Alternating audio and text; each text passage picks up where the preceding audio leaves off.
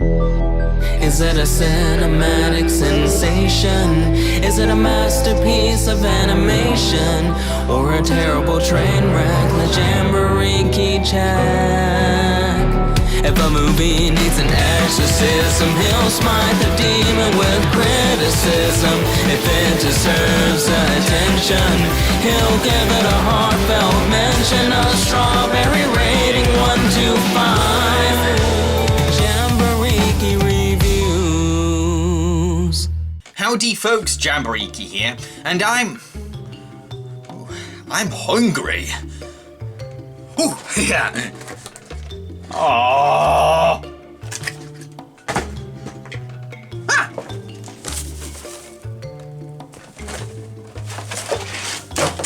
There's gotta be something to eat around here.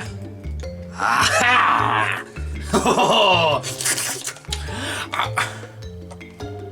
Oh yeah. This isn't food. It's a movie. I can review it.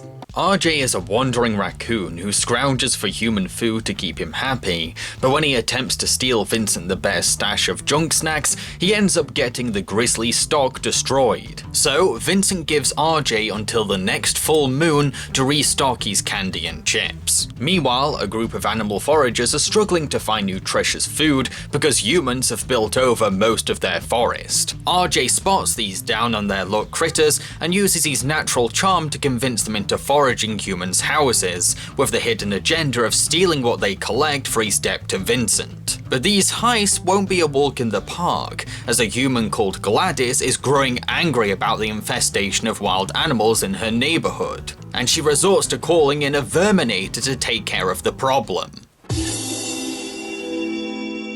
When watching this movie, I think I only laughed out loud once, at this part here. Hey, no fighting while we're driving. We will turn this van around, mister. He started it.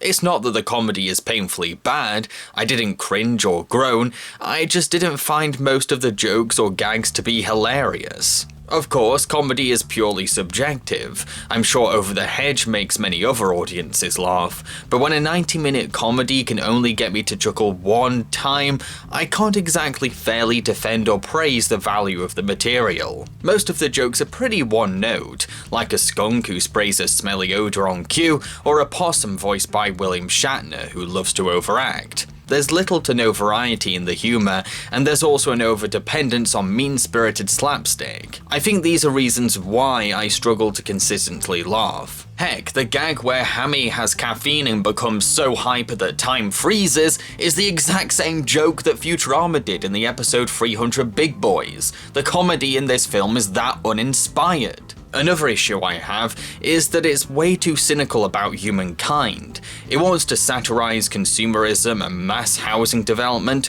which is fine, these are legit issues worth critiquing, but the movie goes about it in the most pessimistic way, painting all humans with the same brush, implying that every single suburban household is made up of shallow, lazy people, who only live off processed food, only do anything active to clear their consciences, and are incapable of showing compassion to animals. Yes, bad people do exist in this world, I'm not naive and innocent to that fact, but it's narrow-minded to assume that all humans are bad in a nutshell, and that they will never get any better. Not to mention, it's pretty unhealthy to pass on such a negative philosophy to children. Yes, we see Gladys's neighbours shaking their heads at her ranting, but they never openly scold her or try to be better examples than her. In a way, they're complicit to her behaviour. Sure, Gladys and the Verminator end up being arrested by the end, but they show no regret at all. They don't learn anything, and they only go to jail because the Verminator sold an illegal product to Gladys. Now, I know a lot of you are probably thinking, but Jambareeqi, it's a comedy, don't take it so seriously. It's a comedy, but it's not a mindless comedy. It's a satire with intentional social commentary. I get the impression that the humans are depicted this way mainly to help us root more for our heroes, make us feel less guilty about the animals stealing from the houses, and believe that every house they burgle from has a truckload of junk food. But this makes the movie's perception of humans unfairly one-dimensional, bleak, and biased. The movie harps on humankind but never gives us any hope or advice, making it seem like it's non-constructively guilting us rather than teaching us anything. By the movie's end, the animals conclude that they shouldn't try stealing from the humans anymore, and luckily Hammy's nuts are randomly found. The end. Humans suck, they eat shit, they only exercise out of guilt, and they're not going to help nature anytime soon. But it's okay because Hammy found his nuts! Yeah, audiences might end up loving the characters enough to start caring more about animals, but the movie isn't actively encouraging us to play a part in improving society and protecting wildlife. Any movie can point out a problem with society. It's not hard to complain, we all do it. But a great movie can inspire and motivate audiences to do something about the problem, or at least have its own fair debate about what can be realistically done, finding the right balance of optimism for change and a level-headed awareness of how complicated things are. According to what the film gives us, we just have to accept that humans are terrible people who will keep taking over nature while over-consuming chips and chocolate, and that's the way things are. I'm sorry, but that's a really pessimistic resolution, especially for a children's movie. Why not add a human character to the cast for kids to look up to? Someone their age who is discouraging animal cruelty in the neighbourhood, has a healthy diet of homemade foods, is committing to an athletic hobby just for genuine fun, and is trying to convince the local council to build a nature reserve for the wildlife. I think this really would have toned down the film's cynicism in the long run. We see how the chemicals in these processed snacks are making the animals addicted, driving them away from their natural eating habits and making them less interested in adapting to the wild. This is because society has built over most of the animals' forests, so the critters have little to no choice but to heist junk food from the neighborhood. I guess seeing animals living on a diet of unhealthy food can be interesting insight into how bad our processed foods really are, and that human products don't belong in the wild. Plus, RJ's razzle dazzle is a good metaphor for how commercials use charismatic characters to sell their packaged goods. But it's a rather simplistic message that doesn't touch any new bases, as it's common sense that too much junk food isn't good for you. Although, that doesn't stop it from being a decent educational reminder to kids, teaching them that just because a brand of food looks good doesn't mean that it's good for you. It could contain chemicals that'll make you addicted. The movie does have a lesson about family too, how a community of different species can come together to survive and be there for each other. You can tell that these animals are a tight-knit group who have bonded very closely. However, I can't say that I became emotionally attached to their dynamic, mainly because most of these characters didn't stick with me, but it's still nice to see how much they mean to each other, and I like that they do eventually welcome RJ into the pack after he gains their trust again. It's a thoughtful sentiment. I'm going to give 2 points to the content. RJ is a very lonely raccoon who only finds pleasure in processed foods, and distances himself from emotional connections. So much so that he'll risk his life to satisfy his addiction and manipulate innocent critters into helping him pay off a debt that he put himself in. You could actually read him as an analogy for drug dependency or any kind of unhealthy craving.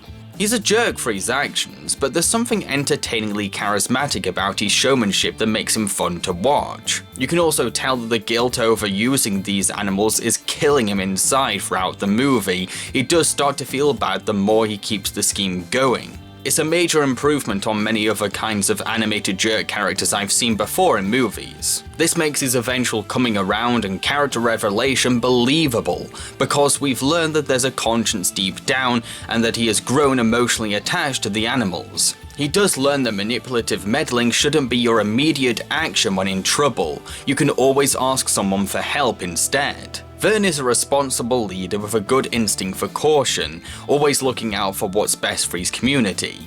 Yes, he can say the wrong thing sometimes, be possessive of his family and make mistakes, but I love how quick he is to apologize and admit to his irresponsibility, always seeming sincere when he says sorry.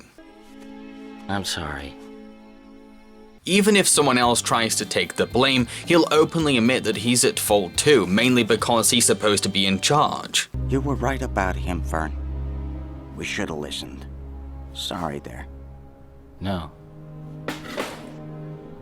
I knew we couldn't trust him, and I got us into this. This is why it bugs me that the movie keeps making Vern the prime target for slapstick violence. Sure, at first it's just a warning about the dangers of the human world, but then he keeps being made to suffer, more than any other character, just because he's the uncool and serious one. Sometimes I get why he's facing consequences, but a lot of the time you can tell that he's just being punished for interfering with RJ's scheme so that the story can keep moving. I don't laugh at his pain, I kind of end up feeling sorry for him.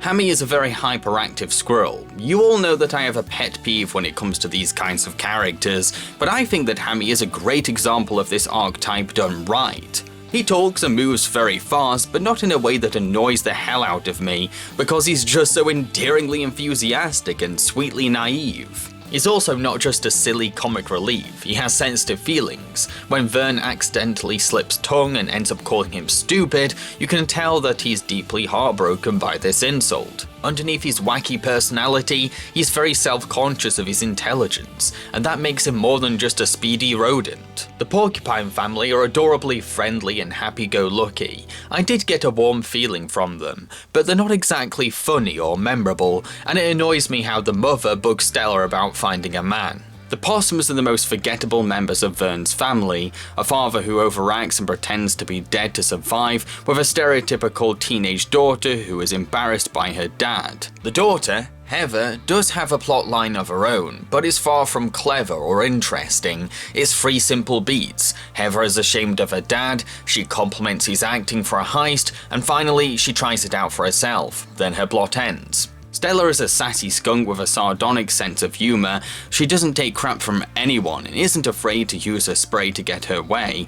I did enjoy her sass and liked her diva personality, but much like with Vern, I don't like how the film treats her. From being pressured into finding a man by the other animals, who should have just told her that it's okay to be single, to a scene where she's creepily pushed into an aggressive makeover to help her seduce a cat guarding the house. A moment that's made even more disturbing when Vern forces a cork inside her body to stop her spray from coming out as she yells at him not to do it, like she has no say.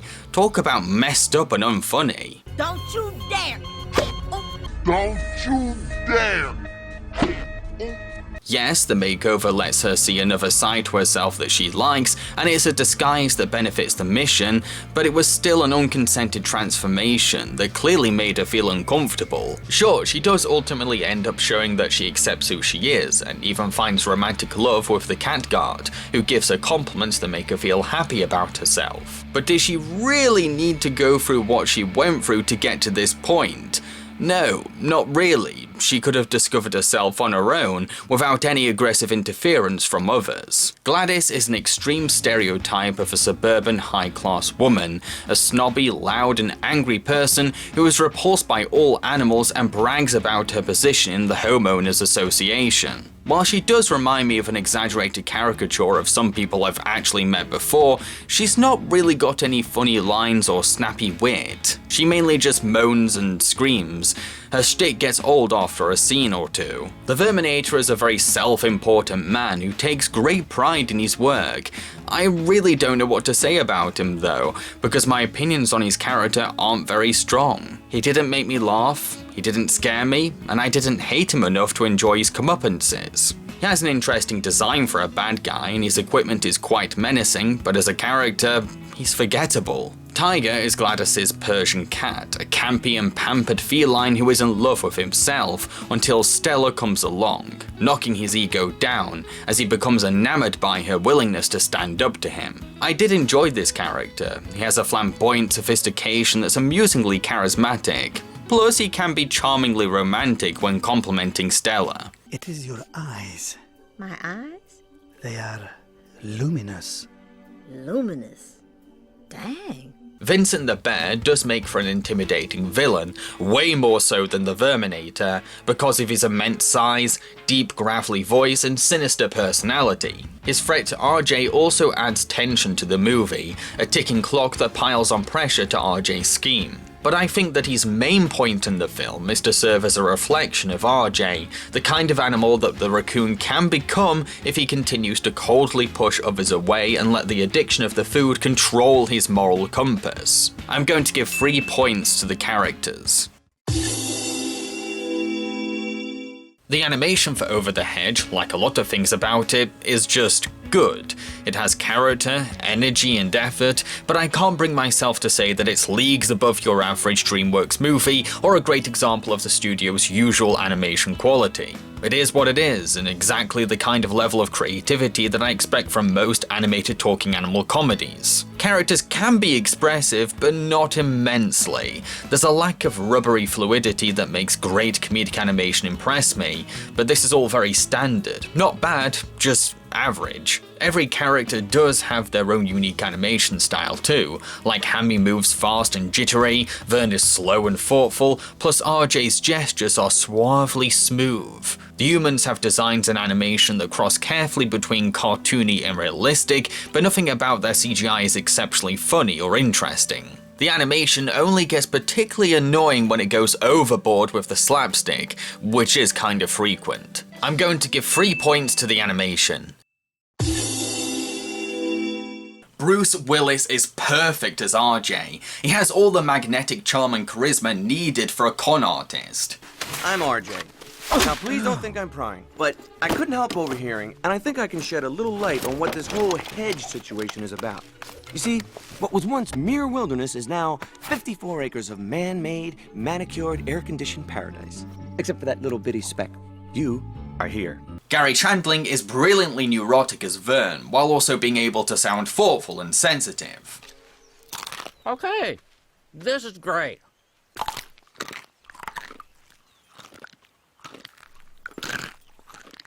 Granted, it takes some time to chew, but that was very satisfying. And by the way, lots of fiber in there too. Steve Carell's Hammy is a ball of fun. It's hard to make a hyperactive character sound likable, but Carell nails it. That is like so very Hey! You stay away from those cookies. They're mine. Ah! Hey, this guy's not coming, is he? Because I don't want him to. Oh, I have so much work to do. Wanda Sykes' voice is Stella. Sykes is one of my favourite comedians. Unfortunately, she's not given anything funny to say, but she's still ideal for this character, because no one knows sass like Wanda Sykes. Okay, that's it. I am sick and tired of everybody taking one look at me and running away because they think I'm filthy. Well, I got news for you. I didn't get all pripped and preemed to have some overfed pompous puffball tell me he's too good for me. I got makeup on my butt, dude, and you don't even want to know about the court. William Shatner voices the father possum, Ozzy, and really he's just being himself, but kudos to him for playing into the popular joke that he's an overactor. Mother, is that you? Beckoning me into the light? Must move toward the light. What do you think he's doing? Maybe we knocked his brains loose or something. Avril Lavigne is okay as the teenage possum Heather. She's not really got much to work with, but she does a good job sounding like a teenage girl.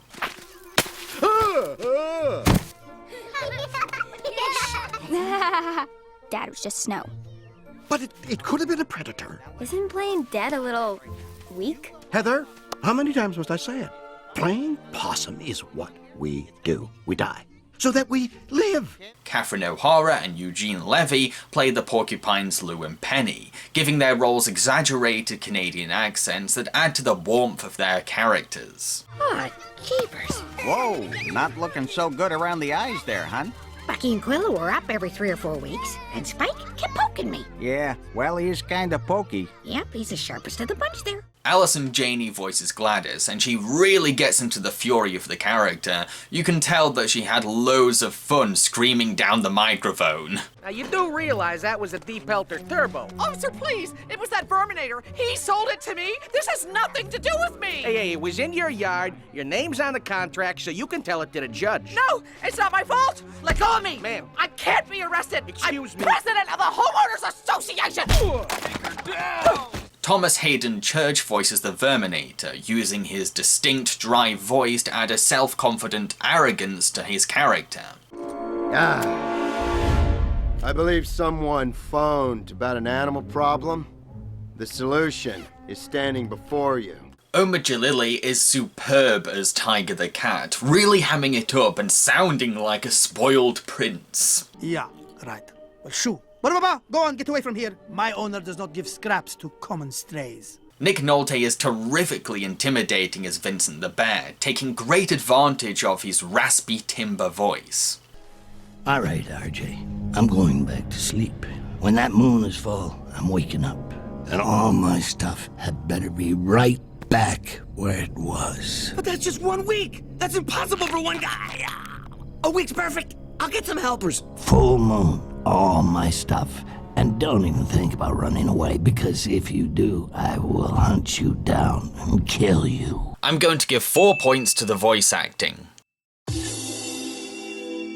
The music score, which was composed by Rupert Gregson-Williams, is an okay effort, a decent contribution that does its job fine, matching its orchestral pieces to the manic energy of the over-the-top comedy, the menacing threat of the villains, and the somber mood of quiet conversations. I can't say that I remember any particular track, but I can tell that Rupert had a lot of fun composing stings and cues for every wacky gag. It's nothing amazing, but what's given to the film does work, and the orchestra seem to be having a blast performing it. I will admit that what stands out more is the use of alternative rock songs by musician Ben Folds. Peppering these upbeat numbers into the soundtrack does give the film some identity.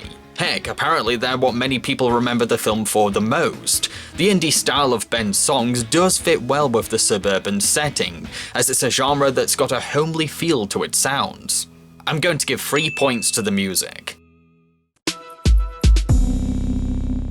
To conclude, I think that Over the Hedge is just about okay to me. It has a great indie rock soundtrack, a fantastic voice cast, plus decent messages about addiction and trusting others to help you. It also does the redemption of a jerk story much better than many other animated films, even if it does end up going with the whole liar's reveal cliche. But it does have a pessimistic view of humankind, goes overboard with its slapstick, and can be unnecessarily cruel to its characters. I would be able to forgive this film's flaws if it was actually funny.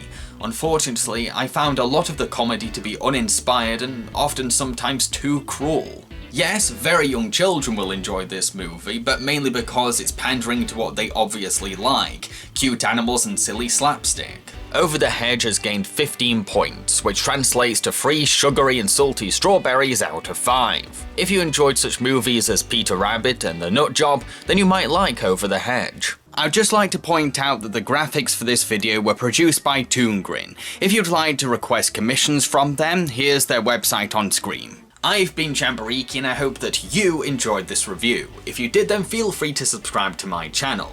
Also, consider supporting me by making a monthly pledge to my Patreon in return for awesome rewards. Thank you. I'd like to give shoutouts to 2 new patrons, Davina Holt and Daniel Simpson. You two make Hammy very happy. So, what am I going to be reviewing in the next episode of this show? Well, I'm in the mood for another Dreamworks movie. But which one? Hang on, isn't How to Train Your Dragon 3 coming out in cinemas next month? Let's go back to the beginning and review How to Train Your Dragon 1! Cheerio, folks.